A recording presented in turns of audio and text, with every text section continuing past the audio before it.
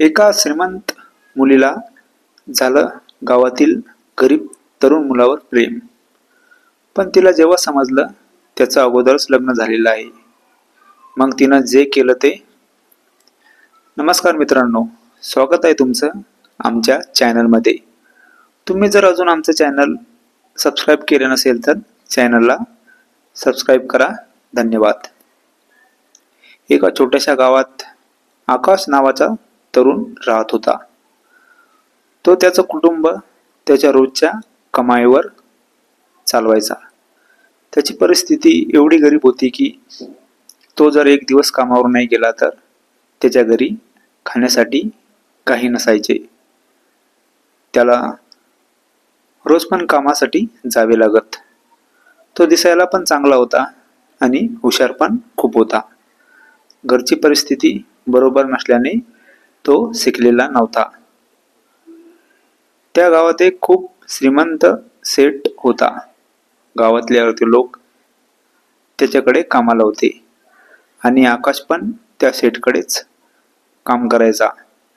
आकाश खूप इमानदारीने त्याचे काम करत असे. आकाशची इमानदारी बघून त्या सेठने आकाशला एक चांगले काम लावले. आता आकाशचे त्या सेठच्या घरी येणं जाणं होत होते आणि तो थोडा वेळ तिथे थांबायचा पण. त्या सेठला एक मुलगी होती, आरती. ती खूपच सुंदर होती. ती एकुलती एक मुलगी होती, त्यामुळे ती खूप लाडामध्ये मोठी झाली होती. जेव्हा आकाशला त्या सेठच्या घरी यायचं तेव्हा आरतीची नजर आकाशवर पडली. तिला आकाश खूप चांगला वाटत होता आणि तिच्या वडिलांनी एकदा तिच्यासमोर आकाशची तारीफ केली की आकाश खूप इमानदार आणि कष्टाळू मुलगा आहे. गावातील सर्वच आकाशची तारीफ करायचे. ते ऐकून आणि आकाश देखणा पण होता, त्यामुळे पण आरती त्याच्या प्रेमात पडली होती. ती आता आकाशला सांगायचा चान्स बघत होती. एक दिवस आकाश नेहमीप्रमाणे सेठच्या घरी कामानिमित्त आला आणि त्याला सेठ घरी दिसले नाही. तो निघणार तोच त्याला कोणीतरी आवाज दिला. त्याने मागे वळून बघितले तर ती आरती होती. आरती त्याला म्हणाली, थांब, मला तुझ्याशी थोडं बोलायचं आहे. आकाश म्हणाला, हो बोला ना, काय बोलायचं तर. आरती म्हणाली, तसं तर गावातील कोणताही मुलगा माझ्यावर प्रेम करतो, पण मला तुझ्यावर प्रेम झालं आहे. आकाश थोडा अचंबित झाला, कारण एवढी श्रीमंत मुलगी त्याला काय बोलते. तो हे ऐकून आरतीला म्हणाला, माफ करा, पण तुम्हाला माझ्याविषयी अजून काही माहिती नाही. आरती म्हणाली, मी सर्व माहिती काढली तुझ्याविषयी. तू खूप गरीब आहे आणि आमच्या इथे कामाला आहे. मला काही हरकत नाही, मला प्रेम झाले तुझ्यावर. आकाश म्हणाला, मी नाही करू शकत तुमच्यावर प्रेम, माफ करा मला. असे बोलून तो तिथून निघून गेला. आता आरतीला आकाशचा खूप राग आला होता, कारण कोणताही मुलगा तिच्या प्रेमाला नाकारणार नाही आणि आकाशने तर तिला नकार दिला होता.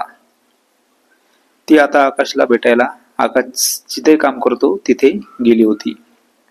ती आकाशला तिच्या प्रेमाबद्दल रोज पण बोलत होती, पण तिला आकाशकडून नकारच येत होता. तिने आज तर आकाशला विचारले, एवढी सुंदर मुलगी समोरून तुला प्रपोज करते आणि तू नाकारत आहे का? मला आज तुझं उत्तर हवंय. आकाश म्हणाला, तुला उत्तर हवंय ना तर ऐक, माझं लग्न झालं आहे, त्यामुळे मी तुला नाकारत आहे. आरती आता पूर्णपणे शॉक झाली होती.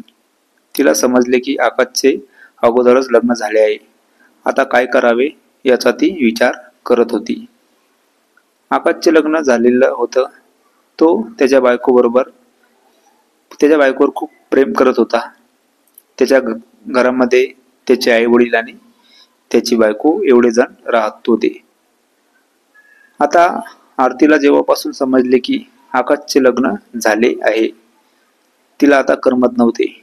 ती आकाशकडे गेली आणि आकाशला म्हणाली, तुझं लग्न झालं आहे तर आता तू तुझ्या बायकोला सोडून दे आणि माझ्यासोबत लग्न कर. आकाश म्हणाला, तू काय बोलत आहे, तुला समजतं का? आरती म्हणाली, हो समजतंय, तू जर माझ्यासोबत लग्न केलं तर आयुष्यभर मजेत राहशील, कारण मी एकुलती एक मुलगी आहे माझ्या वडिलांना. आकाश म्हणाला, मला नको काही, मी खुश आहे माझ्या परिवारासोबत आणि माझ्या बायकोसोबत. मला तू पण नको आणि तुझं काहीच नको. आरतीला आता समजत नव्हते की काय करावं. ती आकाशच्या प्रेमात वेडी झाली होती.